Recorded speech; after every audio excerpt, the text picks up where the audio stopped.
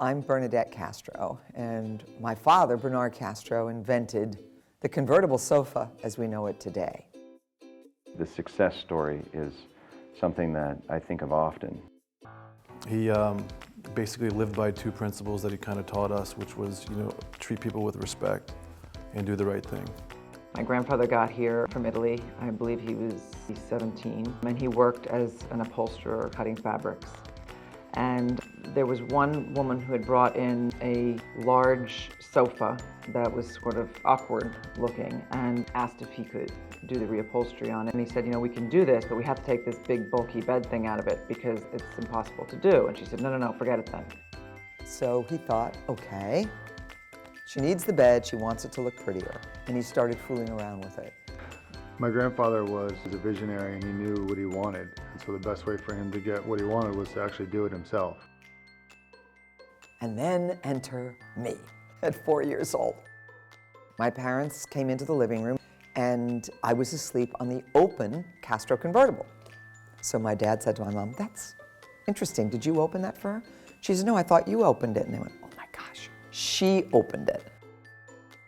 He realized the power, if everybody could see how easy it was that a 4-year-old could do it, that more people would be inclined to buy it. So he produced his own little commercial. My dad took a 6-week buy. Week 6, 5 ladies come in and say, "We want to see what the little girl opened."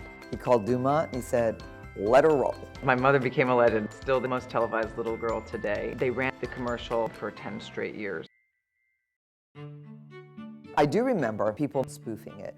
Jackie Gleason, Milton Berle, Mad Magazine. It was iconic for its time.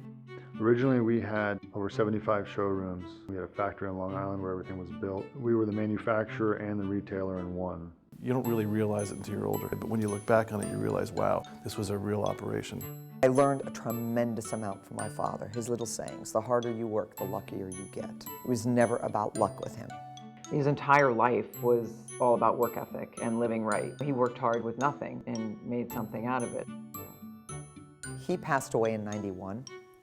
In '93, we did make the decision to sell the furniture division only. I went into politics. I worked for Governor George Pataki in his cabinet in New York for 12 years. So when he left, I said, okay, I got one career left. So I said, let's buy back the name.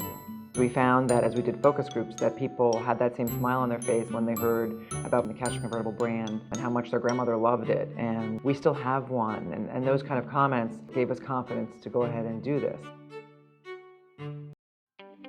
We decided to come back on with just the convertible ottoman. My grandfather developed it in the early 50s. It's an ottoman that unfolds into a single bed and it's extremely comfortable.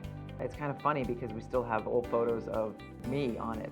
Part of the thought process was this is a time when people are looking for furniture that does more than one thing and that can be space-saving and be attractive and be good quality. The relaunch of Castro Convertibles is very exciting to me because it is a legacy and it is something that was created by my grandfather and something my mother worked very hard at. This is her way of reviving the Castro name and bringing that whole conquering of living space back. Both my parents would have been so pleased to see their great-grandchildren opening the Castro Convertible Ottoman and being a part of the marketing of the relaunch of the company. It's a great feeling.